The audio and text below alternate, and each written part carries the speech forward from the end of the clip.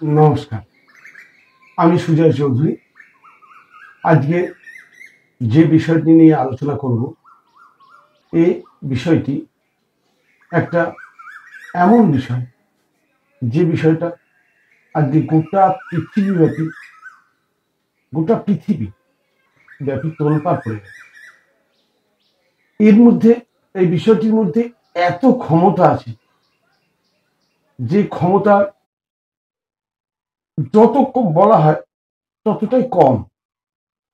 এবং আজকে যে বিষয়টি নিয়ে আলোচনা করব, এটা কিন্তু কোনো আমার বই পড়া অভিজ্ঞতা না, আমার নিজের চোখে দেখা এবং নিজের শরীরের ওপর, নিজের পরিবারের ওপর, নিজের আত্মীয় স্বজনের ওপর প্রয়োগ করে তার সুফল আমি দেখেছি। আজকে আমি আমার অভিজ্ঞতা শেয়ার করব আমার চ্যানেলে। এর আগে অনেক ভিডিও আমি শেয়ার করেছি আপনাদের সঙ্গে, কিন্তু আজকের ভিডিওটা একটু অন্য ধরনের। যাদের হাতে সময় নেই তারা না চাইলে ভিডিওটা নাও দেখতে পারেন, আর যদি হাতে সময় থাকে আমি অনুরোধ করব পুরো ভিডিওটা স্কিপ না করে দেখুন। বহু কিছু অজানা তথ্য জানতে পারবেন আজকের ভিডিওতে। সময়টা 1998-99 মানে সাল আর কি। 1998-99 সালে হঠাৎ যোগের প্রচার শুরু করলেন শ্রদ্ধেয় রামদেবজি। তার আগে থেকেই উনি যোগ প্রচার করতেন, কিন্তু আমার মেমোরিতে বা আমার দৃষ্টিগোচর হন উনি 98-99 সালে। আমি 99 সালেই জাস্ট কিউরিসিটির খাতিরে, যে যোগ আবার কি জিনিস, তার আগে অ্যাকচুয়ালি যোগের প্রচারও ছিল না। ছোট থেকে আমরা জানতাম যোগ, প্রাণায়াম এগুলো তো ঋষিদের ব্যাপার, যারা হিমালয়ে বসে সাধনা করে তাদের ব্যাপার। কিন্তু প্রথম যোগকে সাধারণ মানুষের সামনে এবং গোটা পৃথিবীর সামনে এত সহজভাবে তুলে ধরেন শ্রদ্ধেয় রামদেবজি মহারাজ। আমি 1999 সালে তার সান্নিধ্যে যেতে পেরেছিলাম, কিছুদিন সেখানে ছিলাম। সেই অভিজ্ঞতার কথা আজকে আমি আপনাদের সঙ্গে শেয়ার করব, যে প্রাণায়াম কি করতে পারে, আমি কি চোখে দেখেছি, এবং তারপরে সেই যে আমার অটুট বিশ্বাস, সেই বিশ্বাস থেকে আমি নিজের শরীরের উপর এবং বহু মানুষকে প্রাণায়াম শিখিয়ে কি পেয়েছি, সেটাই আপনাদের সামনে তুলে ধরবো। যখনই সেটা শুনবেন তখনই আপনারা বুঝতে পারবেন যে কেন আপনাদের প্রাণায়াম করাটা এতটা জরুরি। আমি যখন ওনার সান্নিধ্যে যাই, অর্থাৎ রামদেবজির সান্নিধ্যে যাই, তখন আমার মাথায় ছিল না যে আমি একজন যোগ প্রশিক্ষক হব। আমি হয়তো তখন ভেবেছিলাম, অল্প বয়স, আমার খুব একটা বয়স না তখন, আজ থেকে প্রায় 26 বছর আগের কথা বলছি। 26 বছর, তখন আমার বয়স কত, 36, 35, 36, 37 এরকম বয়স। তা আমি দেখতে যাই, দেখতে গিয়ে আমি ওখানে টোটাল সেই সময় 19 দিন ছিলাম। প্রথমবার 19 দিন ছিলাম। পরবর্তী ক্ষেত্রে আমি প্রায় 8 থেকে 9 বার গেছি, কিন্তু প্রথমবারের কথাটাই বলছি, প্রথম অভিজ্ঞতা। তা যখন 19 দিন মতো ছিলাম, সেখানে আমি একটা জিনিস দেখছিলাম, স্বামীজি বারবার সবাইকে একটা কথা বলছিলেন, রোগ যাই হোক, ক্যান্সার হোক, কিডনি ফেলিওর হোক, আর্থারাইটিস হোক, জয়েন্ট পেন হোক, রোগ যাই হোক, পেটের সমস্যা, কিডনি ডিসঅর্ডার, মানে আমরা যেটাকে ভাবতাম অসম্ভব রোগ, যা সুস্থ হয়ই না, রামদেবজি তাকে একচেটিয়া বলতেন, প্রাণায়াম কর, প্রাণায়াম কর। এবং তাদের পিছনে অনেক ট্রেনারকে লাগিয়ে দিতেন, দেখো ওরা ঠিক করছে তো। বিরক্ত হয়ে যেত, পেশেন্টরা বিরক্ত হয়ে যেত, কারণ অভ্যাস নেই, তারা ভাবতেই পারছে না যে প্রাণায়াম করে ঠিক হয়, সে ধারণাও ছিল না। কিন্তু আমি যখন দুটো একটি পেশেন্টকে ফলো করতে শুরু করলাম, যে প্রথম দিন তারা এসেছিল কি কন্ডিশন ছিল, এবং তারপরে 5 দিন 7 দিন পরে তাদের কি মানে রিপোর্ট আসছে, আমি নিজে অবাক হতে শুরু করি যে এও কি সম্ভব। প্রথম দিকে কিন্তু রামদেবজি টোটালটাই সম্পূর্ণ প্রাণায়ামই ছিল ওনার প্রধান অস্ত্র, আর কিচ্ছু না। পরবর্তী ক্ষেত্রে উনি বিভিন্ন আয়ুর্বেদিক মেডিসিন, বিভিন্ন খাবারের চেঞ্জ এগুলো এনেছেন, এবং উনি যোগগ্রাম বলে একটা প্রতিষ্ঠান উদ্বোধন করেছেন, যেখানে অলৌকিক রোগের চিকিৎসা হয়। আমি সেখানেও ঘুরে এসেছি, দেখেছি। কিন্তু সেই প্রথম দিনের কথা বলছি, যে প্রাণায়ামের ক্ষমতা, আমি অবাক হয়ে গেছি। আমি তখন প্রথম মোটিভেট হই, এবং 19-20 দিন পর আমি বাড়ি চলে আসি। বাড়ি চলে আসার পর নেশাই হয়ে যায় আমার প্রতি বছরে একবার করে অন্তত কিছুদিন, অন্তত 15 দিন ওখানে কাটিয়ে আসে। এবং পরবর্তী ক্ষেত্রে আমার সৌভাগ্য হয়েছিল, কিছু ওই প্রথমবারের রুগীকে আমরা পরেও দেখেছিলাম, এবং দেখেছিলাম তারা সম্পূর্ণ সুস্থ জীবনযাপন করছে। আমার কাছে এটা অবাক লেগেছিল। তাদের রিপোর্ট দেখেছেন, তাদের রিপোর্ট সব নর্মাল এসছে। যেখানে আধুনিক বিজ্ঞান বলছে ঠিক হয় না, সেখানে শুধু যোগ প্রাণায়ামই মানুষকে সুস্থ করতে পারে, এটা আমার বিশ্বাস আসতে শুরু করে। ঋষিমুনি ঋষিরা হাজার হাজার বছর আগে যোগ প্রাণায়াম আবিষ্কার করেছিলেন। তারা হয়তো ভেবেছিলেন যে যোগ প্রাণায়াম আগামী দিনে খুব দরকারি জিনিস, কেন মানুষ উচ্ছৃঙ্খল হবেই, মানুষ শরীরের নিয়ম মানবে না, মানুষ কখনো স্বাস্থ্যের যে প্রোটোকল, সেই প্রোটোকলের বা বিধিবদ্ধ গণ্ডিতে থাকবে না। তারা লোভী, রসনা তৃপ্তির জন্য তারা শরীরকে ধ্বংস করবেই। কিন্তু সেই মানুষ প্রজাতিকে, মানুষ কুলকে বাঁচিয়ে রাখতে গেলে কপালভাতি আর অনুলোম বিলোম, এই দুটি প্রাণায়াম এতটাই কার্যকরী যে এটা চোখে না দেখলে আমি হয়তো আপনার মতো বিশ্বাস করতাম না। আজকে আমার চ্যানেলে প্রাণায়াম নিয়ে আমি বেশি প্রোগ্রাম করি এই কারণে, যে প্রাণায়ামই একমাত্র রাস্তা যেটা খুব সহজে খাওয়া দাওয়াকে কন্ট্রোল না করলেও শরীরকে সুস্থ রাখা যায়। আমার নিজের ঘরে আমার নিজের স্ত্রীর রিউমাটয়েড আর্থ্রাইটিস ছিল, যেটা আধুনিক চিকিৎসায় কখনোই কিউরেবল নয়। আমি বছর 3 বহু চিকিৎসা করেও আরাম পাইনি। যখন আমি স্বামীজির শরণাপন্ন হই, উনি বলেন রেগুলার 1 ঘন্টা করে কপালভাতি, 1 ঘন্টা করে অনুলোম বিলোম করতেই হবে, সঙ্গে কিছু খাওয়া দাওয়া পরিবর্তন। আপনারা হয়তো অবাক হয়ে যাবেন, 6 মাসের মধ্যে আমার স্ত্রী সম্পূর্ণ সুস্থ হয়ে গেল। আজ প্রায় 5 বছর তার আরে নেগেটিভ চলছে। তাহলে এই যে নিজের ঘরের এই যে ফিডব্যাক, শুধু প্রাণায়াম অসম্ভবকেও সম্ভব করতে পারে। কেন? আমি আজকে থাম্বনেল দিয়েছি, থাম্বনেলে দেখবেন কপালভাতি আর অনুলোম বিলোম দুটো প্রাণায়াম আমি বললাম এইমাত্র, কিন্তু আমি আজকে কপালভাতিটা নিয়ে বিশ্লেষণ করব। থাম্বনেলে দিয়েছি কপালভাতির পদ্ধতি, লাভ এবং সাবধানতা, এই তিনটেই এখানে আলোচনা হবে। তা কপালভাতি আমরা অনেকেই করি, কিন্তু কপালভাতির সঠিক লাভ পাই না। কেন পাই না? প্রথম কথা, কপালভাতি এমন একটা প্রাণায়াম বললে ভুল হবে, কপালভাতি অ্যাকচুয়ালি প্রাণায়াম নয়, এটা হয়তো অনেকেই জানেন না। কপালভাতি এক ধরনের ক্রিয়া, ষটকর্মের। ষটকর্ম অর্থাৎ আয়ুর্বেদে নির্ধারিত 6 রকমের কর্ম, যেটা আমাদের শরীরকে শুদ্ধি করার কাজে, অর্থাৎ শরীরকে সুস্থ থাকার জন্য, পরিষ্কার করার জন্য ব্যবহার করা হয়। 6 ধরনের নিয়ম, তার মধ্যে পঞ্চম নিয়ম হচ্ছে কপালভাতি কর্ম। পরবর্তী ক্ষেত্রে এই কপালভাতি কর্মকে শুদ্ধিকরণের পাঠ থেকে বের করে নিয়েছে কপালভাতি প্রাণায়ামও বলা হয়। কপালভাতি প্রাণায়াম বললে ভুল বলা হবে তা বলছি না, কিন্তু শাস্ত্রে যদি বলেন কপালভাতি কিন্তু শুদ্ধিকরণ ক্রিয়ার একটা পার্ট, এটার নাম হচ্ছে কপালভাতি কর্ম। কপালভাতি, কপাল মানে মাথা বা মস্তিষ্ক, ভাতি অর্থাৎ ঔজ্জ্বল্য বা শুদ্ধি, আপনার মস্তিষ্কের শুদ্ধি। কপালভাতির মানে হচ্ছে মস্তিষ্কের শুদ্ধি বা মস্তিষ্কের ঔজ্জ্বল্যতা বাড়বে, এটা হচ্ছে কপালভাতি।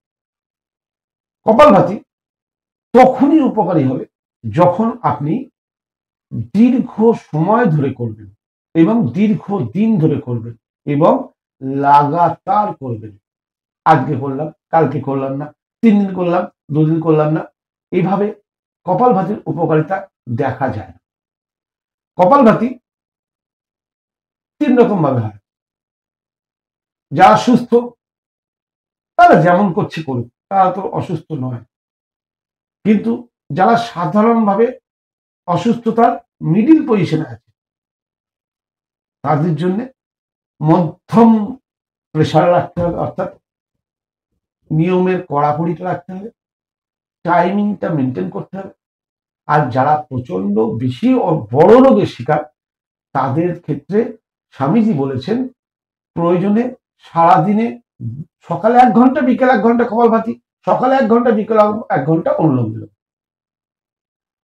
কিন্তু স্বামীজির কাছে শিক্ষা যে সব সময় মাথায় রাখবেন যে কপালভাতি যতটা করবেন তার চেয়ে একটু হলেও বেশি অনুলোম বিলোম করতেই হবে, এবং সেটা এক জায়গায় বসে। ধরে নিন আপনি সকালে করছেন 15 মিনিট, বিকেলে করছেন 15 মিনিট। আপনি সকালে 15 মিনিট মনে করলেন কপালভাতি করে নেবো, বিকেলে আমি 20 মিনিট অনুলোম বিলোম করে নেবো, হবে না। তাতে শরীরে ক্ষয় রোগ আসবে। কারণ আমি একটু আগে বলে গেলাম শুদ্ধিকরণের একটা পার্ট কপালভাতি প্রাণায়াম। কপালভাতি প্রাণায়ামকে কিন্তু রেচক প্রাণায়াম বলা হয়।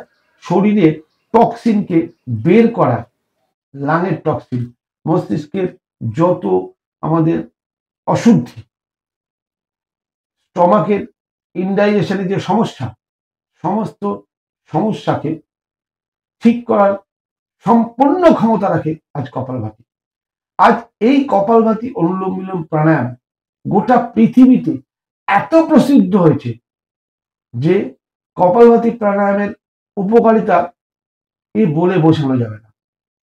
তখনই আপনি পাবেন যখন কপালভাতি প্রাণায়ামের সঠিক পদ্ধতি শিখবেন এবং সঠিক নিয়মে সঠিক সময় ধরে করবেন। আমি কপালভাতি প্রাণায়ামের পদ্ধতিটা সম্বন্ধে একটু আলোচনা করি। কপালভাতি প্রাণায়াম শর্ত হচ্ছে বসা আপনার সুবিধা অনুযায়ী। আমি এখন পদ্মাসনে বসে আছি, আপনি সুখাসনে বসতে পারেন, সিদ্ধাসনে বসতে পারেন, বজ্রাসনে বসতে পারেন। আপনি যদি বসে করতে অসুবিধা হয়, অনেকের হাঁটুর সমস্যা আছে, তারা চেয়ারে বসেও করতে পারেন। কিন্তু শর্ত একটা, মেরুদণ্ড সোজা রাখতেই হবে। মেরুদণ্ড থেকে ঘাড় একদম স্ট্রেট। যাদের মেরুদণ্ড ঘাড় ব্যাকা, যদি স্পাইনাল কর্ড ব্যাকা থাকে, তাহলে আমাদের প্রাণায়ামের যে প্রাণ ঊর্জা, প্রাণের যে শক্তি, তার যে সুষুম্ন নাড়ির যে চ্যানেল, নাড়ি এক্ষেত্রে ঊর্জা মানে শক্তি ইয়েকে বলা হয়। তাহলে এই যে ঊর্জা চ্যানেল, সেটা স্পাইনাল কর্ডের ভেতর দিয়ে গেছে। এই ঊর্জা শক্তি যদি স্পাইনাল কর্ড এরকম পুজো থাকে, ব্যাকা থাকে, ঘাড় যদি এরকম ব্যাকা থাকে, তাহলে কি হবে? সেই শক্তি ব্যাহত হবে, আমাদের শরীরে প্রাণায়ামের কোনো কাজ পাবো না, কোনো উপকারিতা আমরা লাভ করতেই পারবো না। অতএব প্রাণায়ামের প্রথম শর্ত হচ্ছে মেরুদণ্ড সোজা। প্রাণায়ামের আর একটা শর্ত হচ্ছে আপনাকে মুদ্রা ব্যবহার করতেই হবে। 5টা আঙুলের 5টা মুদ্রা। আপনি আপনার সুবিধা অনুযায়ী মুদ্রা ব্যবহার করতে পারেন।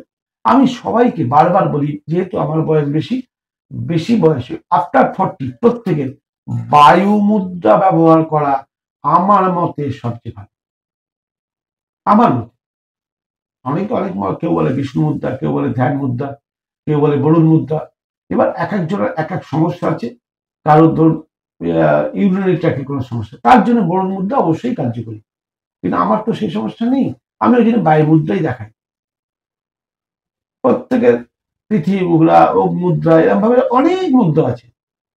অতএব সেই মুদ্রাটা আপনি আপনার চয়েস মতো লাগাতে পারেন। কিন্তু আমার কথা যদি শোনেন, আমি বলবো বায়ু মুদ্রা সবচেয়ে এই বয়সের জন্য আদর্শ মুদ্রা। জয়েন্ট খুব ভালো থাকে, অর্থাৎ মুদ্রা লাগালে।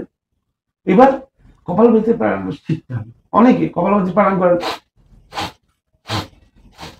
শ্বাস নিচ্ছেন, না না না, শ্বাস নেওয়ার ব্যায়াম এটা নয়, এটা শ্বাস ছাড়ার ব্যায়াম। শ্বাস কিভাবে ছাড়বেন? প্রথমে ভাবুন যে শ্বাস শেখানোর জন্য বলছি, সহজে কপালভাতি প্রাণায়াম কি করে শিখবেন। শেখার জন্য আপনি মুখ দিয়ে এরকম করুন, যে ধাক্কা দিচ্ছেন আর পেটটা হালকা সংকুচিত হচ্ছে। পেট সংকুচিত হচ্ছে বলে ডায়াফ্রামে একটা প্রেশার আসছে, সেই ডায়াফ্রামের প্রেশারের শক্তিতে আপনি মুখ দিয়ে হাওয়া ছাড়তে পারছেন। সেটাই মুখ বন্ধ করে নাক দিয়ে করুন।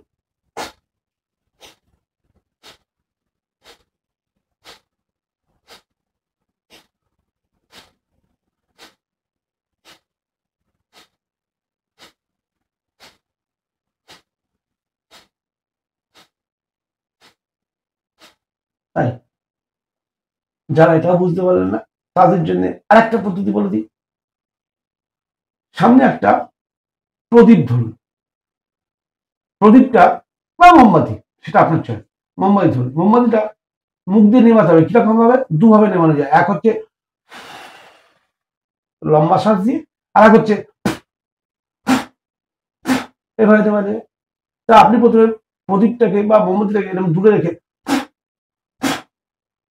এইভাবে নেভানোর চেষ্টা করুন। এই যে নেভানোর চেষ্টা করছিলেন, এই টেকনিকটা আপনি নাক দিয়ে, মুখ বন্ধ থাকবে, নাক দিয়ে করুন।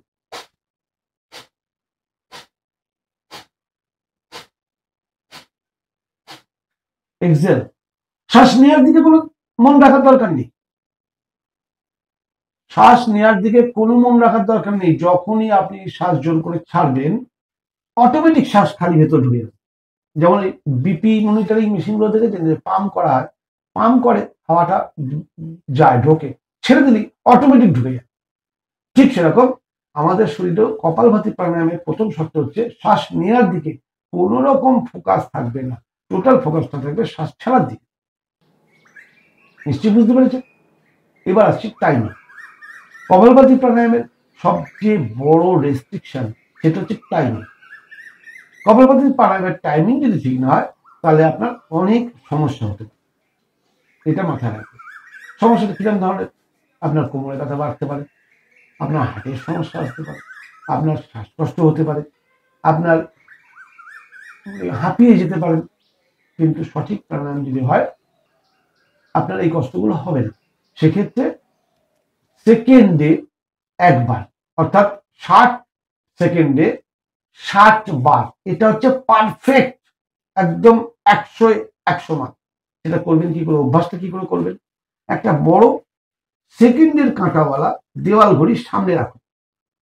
প্রথম প্রথম অভ্যাস করুন ঘড়ির সেকেন্ডের কাঁটার সঙ্গে তাকিয়ে। চোখ খুলে প্রাণায়াম অ্যাকচুয়ালি হয় না, আমি আসছি সেই জায়গাটায় আসছি। প্রথমে টাইমিংটা অভ্যাস করুন। প্রথম দিকে 1 মিনিট 2 মিনিট করলে আপনি বিরক্ত হয়ে যাবেন, কিন্তু জেদ করুন যে আমি 7 দিনের মধ্যে 5 মিনিটে নিয়ে যাব, এবং টাইমিংটাকে ফিক্স রাখবো। মিনিটে 7টা স্ট্রোক, সেকেন্ডে 1টা স্ট্রোক।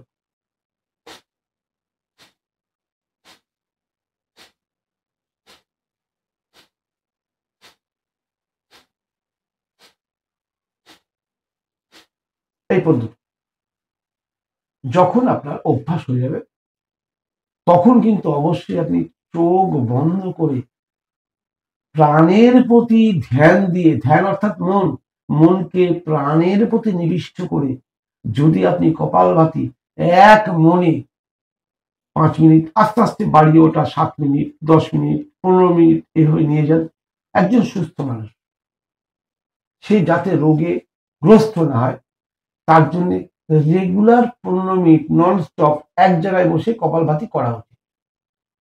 স্বামীজির কাছে শেখ, এটা আমি আমার মত বললাম না, আমি তার মত মেনে, তার মত প্রচার করে প্রচুর লোকের উপকার করেছি। তারা স্বামীজির মতে আজ সুস্থ হয়েছে। আমিও তো জানতাম, আমি তো শিখেছি আমার গুরু স্বামীজির কাছ থেকে, স্বামী রামদেবজির কাছ থেকে। আজকে আমি নিজের উপরে, নিজের ফ্যামিলির উপরে প্রয়োগ করে উপকার পেয়েছি। তাহলে সুস্থ মানুষ মিনিমাম 15 মিনিট প্রত্যহ প্রতিদিন খালি পেটে, অবশ্যই সকালবেলা ঘুম থেকে উঠে ঈষদুষ্ণ গরম জল খেয়ে পেটকে পরিষ্কার করি। তারপর এবার যা পেট পরিষ্কার হচ্ছে না, সে কি করবে না? করতে পারে, কিন্তু অতটা লাভ হবে না। ফোকাস রাখুন যত তাড়াতাড়ি পেটকে পরিষ্কার করা যায়, তার জন্য দরকার পড়লে রাতে ত্রিফলা চূর্ণ খান, সকালবেলা পেট পরিষ্কার হবে। আস্তে আস্তে ত্রিফলা চূর্ণ ডোজ জায়গায় কমিয়ে দেবেন, আস্তে আস্তে দেখবেন একদিন ত্রিফলা চূর্ণ খাওয়া ছাড়াই আপনার পায়খানা হচ্ছে, কারণ আপনি সকালবেলা পায়খানা যাওয়ার অভ্যাসটা হয়ে যাবে। পেট পরিষ্কার করে সকালবেলা খালি পেটে আদর্শ সময়টা 4টে থেকে 6টা, বারবার আমি বলেছি 4টে থেকে 6টা, 15 মিনিট কপালভাতি করুন। যারা কোনো অর্গান ডিস্টারবেন্সে ভুগছেন, যেমন লিভার ডিসঅর্ডার, কিডনি ডিসঅর্ডার বা অন্যান্য কোনো সমস্যা, তারা অবশ্যই এটাকে মিনিমাম আধ ঘন্টা করবেন, ননস্টপ। একবারে পারবেন না, কিছুদিন অভ্যাস করলে তবেই গিয়ে পারবেন। অভ্যাস কতটা করবেন? যখন দেখবেন আপনার কষ্ট হচ্ছে আর জোর করবেন না। শরীরের প্যারামিটার কিন্তু আপনাকে বলবে আপনার এখন আর চলবে না। প্রথম তো 5 মিনিট করলেই কষ্ট হবে, কিন্তু জেদ রাখবেন আমি আজকে 6 মিনিট করব, কালকে 7 মিনিট করব, পরশুদিন 8 মিনিট করব। এইভাবে আপনি নিজের টাইমিংটাকে বাড়িয়ে নিয়ে যান। শরীরে যে সমস্যাই থাকুক না কেন, আমি এইটুকু বলতে পারি, আমি নিজের শরীরের উপর প্রয়োগ করে দেখেছি যে সমস্ত সমস্যা থেকে বের করার ক্ষমতা থাকে শুধু কপালভাতি প্রাণায়াম আর অনুলোম বিলোম প্রাণায়াম। হ্যাঁ, শুধু মনে রাখবেন, আমি অনুলোম বিলোমের ব্যাপারে আবার একটা ভিডিও করব। এইভাবে অনুলোম বিলোমের ভিডিও আমি বলিনি আগে। তা কপালভাতি যদি 15 মিনিট করেন, অন্ততপক্ষে 20 মিনিট অনুলোম বিলোম করবেন, তাহলে আপনার শরীরে কোনো ঘাটতি বা ক্লান্তি আসবে না। কখনোই আপনি কপালভাতি বেশি করলেন, অনুলোম বিলোম কম করলেন, এটা ভুল করবেন না। কারণ কপালভাতি রেচক প্রাণায়াম আপনার শরীরকে ও পরিষ্কার করে। কপালভাতি প্রাণায়ামের মেন কাজ হচ্ছে শরীরের যত ময়লা, যত গন্দেগি সব শরীর থেকে বের করে। আর অনুলোম বিলোম প্রাণায়াম পূর্তি ঘটায়, অর্থাৎ পূরক প্রাণায়াম, আপনার শরীরের পুষ্টি যোগান দেয়, ঘাটতি মেটায়। কিন্তু দেখুন এখানেও কি বলা হলো যে আগে শুদ্ধ করো পরে পূরণ করো। আমরা যেটা ভাবি না, শরীরের ক্ষেত্রে সুস্থ থাকতে গেলে কিন্তু সবসময় শরীরকে আগে শুদ্ধ করুন। ওই জন্যে শুদ্ধিকরণের আমার 3টে পার্ট আছে। শুদ্ধিকরণ পার্টের 3টে ভিডিও অবশ্যই আপনারা দেখবেন, পার্ট 1, পার্ট 2, পার্ট 3। শুদ্ধিকরণ না হলে আপনারা কখনোই প্রাণায়ামের উপকারিতা পাবেন না। এটা আমার কথা নয়, ঋষিমুনি হিসেবে বলে গেছেন। আজকে শুদ্ধিকরণের ষটকর্ম, পঞ্চকর্ম আয়ুর্বেদে বলা আছে, একটাই কারণ, প্রাণায়ামের উপকার যদি পেতে চান আগে শরীরকে শুদ্ধ করুন। শরীরকে শুদ্ধ মানে ভেতর থেকে পরিষ্কার। ভেতর থেকে পরিষ্কারের অনেক টেকনিক নিয়ে আমার বিভিন্ন ভিডিও আছে। আমি অনুরোধ করব, যারা আমার এই ভিডিও থেকে সুস্থ হতে চাইছেন, অসম্ভব রোগ আপনাকে চেপে ধরেছে, আপনি ওষুধ খেয়েও মুক্তি পাচ্ছেন না, আপনি এই পদ্ধতিতে করুন। একটা কথা মাথা রাখবেন, কপালভাতি প্রাণায়াম কখনো ভর্তি পেটে করবেন না। যাদের হার্টের সমস্যা আছে তারা কিন্তু কপালভাতি প্রাণায়াম করতে পারেন খুব হালকা। যখনই দেখবেন হালকা মানে টাইমিংটা ওই মিনিটে 50 বার দিয়ে শুরু করুন। এখানে একটু তাদের স্লো করে দেওয়া হলো, মিনিটে 50 বার। হ্যাঁ, উপকার কম পাবেন, ঠিক কথা, কিন্তু দেখুন আপনার শরীরে কোনো অসুবিধা হচ্ছে না তো। কেন ওই কপালভাতি প্রাণায়ামই কিন্তু আপনার হার্টকে ঠিক করতে পারে, করেছে, আমি নিজে দেখেছি। কপালভাতি প্রাণায়াম স্বামীজির ওখানে হার্টের রুগী আসছে, সে ঠিক হয়েছে। তাহলে কিন্তু আপনি যদি মিনিটে 60 বার করতে যান বা একটু বেড়ে যায়, সেক্ষেত্রে আপনার ক্ষতি হতে পারে। ওই জন্য আপনি মিনিটে 50 বার দিয়ে শুরু করুন, ঘড়ি দেখে কিন্তু স্ট্রিক্টলি। এবার তাতে যদি দেখেন আপনার কোনো অসুবিধা হচ্ছে না, 7-10 দিন ওই একই নিয়মে অভ্যাস করুন। হ্যাঁ, টাইমিংটাকে বাড়াবেন, কিন্তু টাইমিং ওই যে মিনিটে 50 বার, এইটা স্পিডটা কিন্তু আপনি ওই জায়গায় বেঁধে রাখুন। 7-10 দিন করার পর এবার মিনিটে 55 বার করার চেষ্টা করুন, দেখুন আপনার শরীরে কোনো অসুবিধা হচ্ছে না। এইভাবে 1 মাস 1.5 মাস পরে ওটা মিনিটে 60 বার নিয়ে যান। অনেকে বলে থাকে কপালভাতি প্রাণায়াম মিনিটে 70 বারও করা যায়। আমি বলবো যে আমার বয়সে বা ঊর্ধ্ব বয়সে, আমার ঊর্ধ্ব যারা, ভুল করেও কপালভাতি প্রাণায়াম 60-এর ওপরে যাবেন না। 60-এর ওপর অর্থাৎ মিনিটে 60টা স্ট্রোক,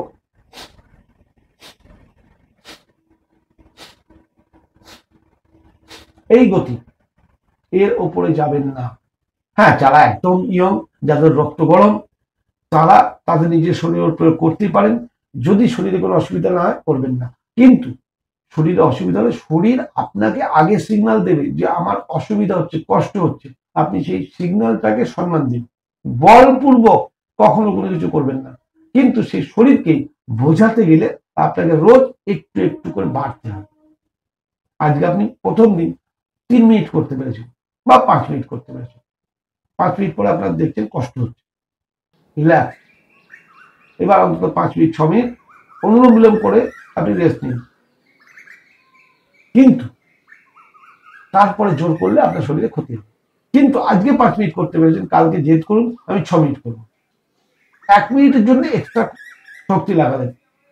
মন যদি তৈরি থাকে যে আপনি 6 মিনিট করবেন, শরীর জানে আজকে 1 মিনিট বেশি করবে, ও আমাকে সাপোর্ট করতেই হবে, ও তার আগে থামবে না। দেখবেন কষ্ট হবে না। কালকে 5 মিনিটে যে কষ্ট হচ্ছে আজকে 6 মিনিটে সেই কষ্ট হবে, পরের দিন 7 মিনিট। এইভাবে যদি আপনি শরীরকে বুঝিয়ে বুঝিয়ে আস্তে আস্তে এগোতে পারেন, তাহলে কপালভাতি প্রাণায়াম আপনি যদি 15 মিনিট, 20 মিনিট, 30 মিনিট, 25, 35 মিনিট, 1 ঘন্টা পর্যন্ত এটা করা যায়, কোনো সাইড এফেক্ট নেই। হ্যাঁ, শুধু শরীরের টলারেন্স বুঝে, আপনার শরীর কতটা নিতে পারছে সেটা বুঝে। এবং শর্ত একটাই, কপালভাতির সঙ্গে আপনি অনুলোম বিলোমটা কিন্তু অবশ্যই মাথায় রাখবেন। যতটা কপালভাতি তার চেয়ে একটু হলেও বেশি অনুলোম বিলোম। কারণ রেচক আর পূরক এই দুটোকে মাথায় রাখবেন আপনার শরীরের ব্যালেন্স রাখার জন্য। এমন কোনো রোগ নেই যা আপনি নাম শুনেছেন আজ পর্যন্ত। সমস্ত রোগকে কিওর করার ক্ষমতা আপনার শরীরেই আছে। সেটা ঋষি মুনিরা জানতেন, সেটারই একটা সিস্টেমেটিক ওয়েতে তারা লিপিবদ্ধ করে গেছেন। আজ আমরা তাদের জ্ঞান নিয়ে আমরা কপালভাতি, অনুলোম বিলোম প্রাণায়াম করে মানুষ সুস্থ আছে। প্রাণায়াম তো অনেকগুলো আছে, কিন্তু সবচেয়ে গুরুত্বপূর্ণ যদি বলেন যে আমার এত সময় নেই, আমি কোন প্রাণায়াম করলে আমি সহজে সুস্থ হতে পারবো, আমি বলবো কপালভাতি আর অনুলোম বিলোম। এই দুটো যদি আপনারা সঠিকভাবে, সঠিক নিয়মে প্রতিনিয়ত অভ্যাস করেন, তাহলে এর মতো জিনিস পৃথিবীতে নেই। আজকে গোটা পৃথিবীতে আপনারা জানেন স্বামী রামদেবজি যোগকে কোথায় পৌঁছে দিয়েছেন, এবং যোগের বেনিফিট পায়নি এমন কোনো দেশ নাই। পৃথিবীর সমস্ত দেশে আজকে যোগের বিশাল রমরমা বাজার। সেই ঋষি মুনিষীদের জ্ঞান আমরা এখনো পিছনে পড়ে আছি। বিশেষত বাংলায় তো এই যোগের মহিমা ঠিক মতো প্রচার করাই হয় না। যোগ যদি সঠিক মতো শিখতে পারেন আর যদি সঠিকভাবে করতে পারেন, অবশ্যই ধ্যানপূর্বক, অর্থাৎ মনকে আপনার যোগের প্রতি নিবিষ্ট করে, যে প্রাণায়াম করছেন সেই প্রাণায়াম প্রতি মনকে নিবিষ্ট করে, চোখ বন্ধ করে একাগ্র চিত্তে শ্বাস নিচ্ছেন। এটা আপনি কপালভাতির ক্ষেত্রে শ্বাস নেওয়ার ক্ষেত্রে কোনো মন থাকে না, বারবার শ্বাস ছাড়ার দিকে মন থাকে, সবসময় শরীরের টক্সিন বেরোচ্ছে। আর একবার দেখে নিন পেটের দিকটা, দেখুন, খেয়াল রাখবেন, পেটের দিকটা খেয়াল রাখবেন, কাঁধ নড়বে না, শরীরে কোনো কম্পন। অনেকে কপালভাতি করেন, এটা কিন্তু পেটের দিকে অত নাচানোর দরকার নেই। হ্যাঁ, পেট থেকে শক্তি নেবেন, মধ্যচ্ছদা, ডায়াফ্রামে প্রেশার পাবে, ধাক্কাটা আসবে, তবে তো আপনি শ্বাস ছাড়বেন, তার জন্য পেটটা নড়ে। পদ্ধতিটা অনেকটা এরকম।